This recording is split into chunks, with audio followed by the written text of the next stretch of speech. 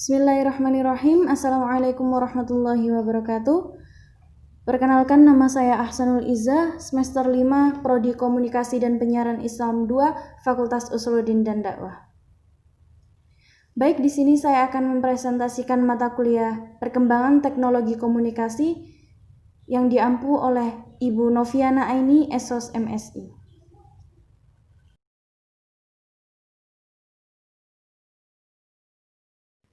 Oke, sebelum menuju ke pokok pembahasan, sedikit kita mengulas ya tentang pengertian teknologi komunikasi. Nah, teknologi komunikasi atau biasa juga disebut telekomunikasi adalah teknologi yang berhubungan dengan komunikasi jarak jauh. Nah, teknologi ini yang memungkinkan seseorang dapat mengirimkan informasi atau menerima informasi, yakni dari komunikator memberikan informasi ke komunikan dalam jarak jauh ya. Nah, teknologi ini yang membuat jarak itu seakan-akan tidak ada, meski ratusan bahkan ribuan kilometer bukanlah menjadi hambatan untuk berkomunikasi secara online. Seperti yang kita ketahui, bahwa perkembangan teknologi memang sangat penting untuk kehidupan manusia zaman sekarang. Karena apa? Karena teknologi adalah salah satu penunjang perkembangan manusia saat ini. Baik, setelah kita memahami pengertian teknologi komunikasi, saatnya kita menuju ke sejarah penemuan teknologi komunikasi. Nah, sejarah perkembangan atau penemuan teknologi komunikasi informasi juga tak lepas dari sejarah peradaban manusia di bumi ini. Pada zaman dahulu, penyampaian informasi juga dilakukan mulai dari gambar-gambar yang terletak pada dinding gua, peletakan tonggak sejarah berupa prasasti. Nah, pada zaman prasejarah mulai diciptakan dan digunakan alat-alat yang menghasilkan bunyi dan isyarat seperti gendang, trompet yang terbuat dari tanduk binatang, dan isyarat asap sebagai alat pemberi peringatan terhadap bahaya. Oke, sebelumnya sekedar menengok kembali bahwa sebenarnya teknologi komunikasi itu sendiri telah muncul semenjak zaman prasejarah, di mana pada waktu itu orang sudah mampu menggunakan bentuk komunikasi, tapi dengan cara mereka masing-masing seperti itu. Ada yang masih berbentuk sederhana sekali, misalnya sebatas gerakan alat tubuh, gambar-gambar sebagai bahasa, bunyi-bunyi dari tulang, dan sebagainya. Tapi meskipun demikian, hal tersebut telah dianggap sebagai sebuah bentuk komunikasi yang sangat sesuai pada saat itu. Kemudian perkembangan selanjutnya telah sedikit mengalami kemajuan yang selangkah lebih baik. Misalnya bentuk komunikasi dalam huruf. Nah, pada saat itu ada dua huruf yang sering digunakan, yaitu dari bangsa Sumeria dan bangsa Mesir. Kedua huruf tersebut digunakan raja ketika memberikan peraturan semacam tata tertib kepada masyarakat yang dipasang di tengah kota, seperti itu.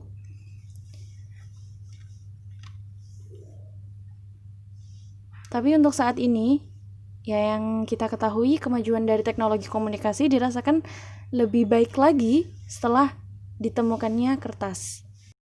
Nah, kertas yang ditemukan oleh bangsa Cina yang terbuat dari serat daun papirus, perkembangan ini bahkan sampai sekarang ya masih digunakan dan sangat dirasakan manfaatnya bagi umat manusia.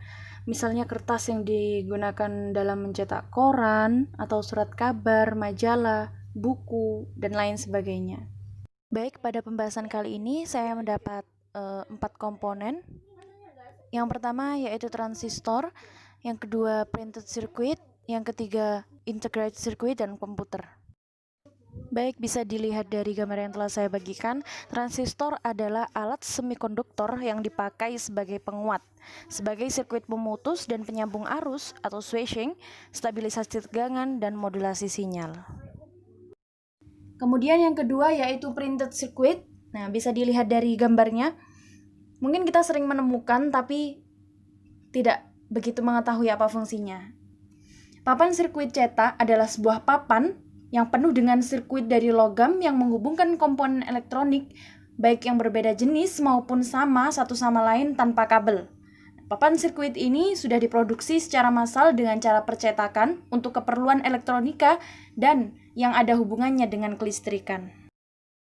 Kemudian yang ketiga, integrated circuit. Sirkuit terpadu adalah komponen dasar yang terdiri dari resistor, transistor, dan lain-lain.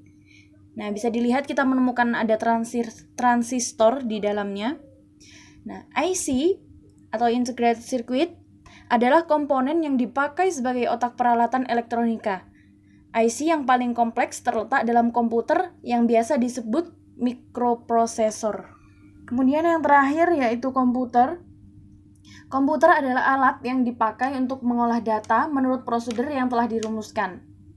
Nah, sedikit cerita bahwa kata komputer pada awalnya dipergunakan untuk menggambarkan orang yang pekerjaannya melakukan perhitungan aritmetika dengan atau tanpa alat bantu.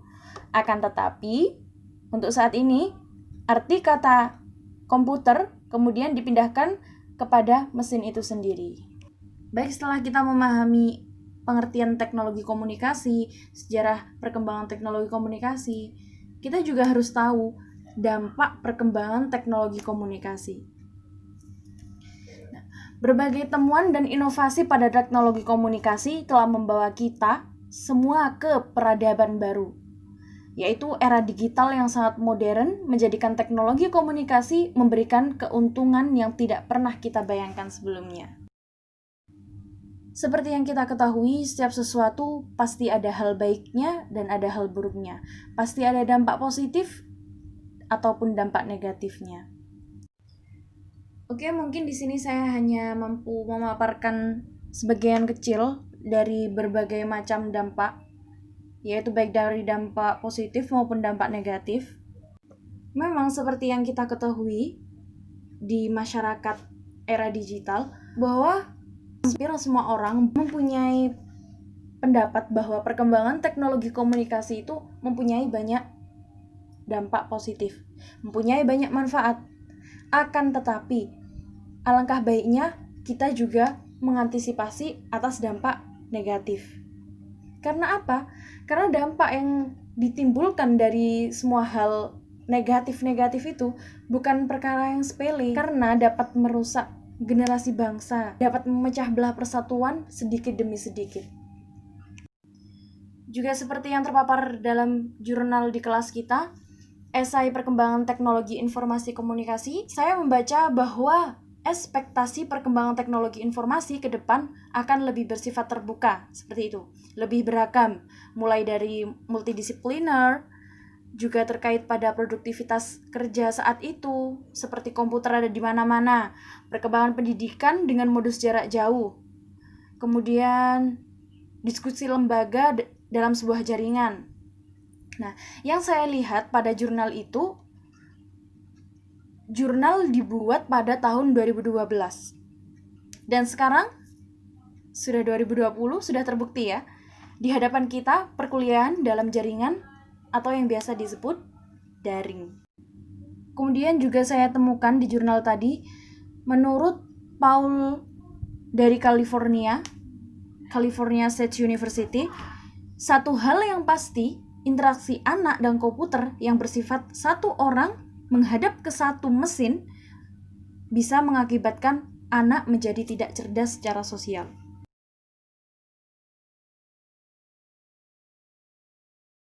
Nah, maka dari itu, kita sebagai generasi muda di mana 90% dari sudah menguasai teknologi komunikasi yang biasa disebut media sosial, harusnya kita mempunyai pikiran bahwa media sosial itu mampu dijadikan lapangan untuk berdakwah seperti itu. Sebenarnya mudah saja bagi orang yang pandai bermedia, yaitu menjadikan media lebih memiliki banyak manfaat daripada negatif. Ya, seperti untuk berdakwah, untuk berbagi sejarah Islam misalnya, untuk memberi pengetahuan dan lain-lain. Sebagaimana kalam Allah dalam Al-Quran surat Ali Imran ayat 104 yang berbunyi, dan hendaklah ada di antara kamu segolongan umat yang menyuruh kepada kebajikan, menyuruh kepada yang ma'ruf, dan mencegah dari yang mungkar. Dan merekalah orang-orang yang beruntung. Demikian presentasi saya. Mohon maaf apabila ada tutur yang kurang teratur ataupun kata yang kurang tertata. Ihdinas siratal mustaqim. Wassalamualaikum warahmatullahi wabarakatuh.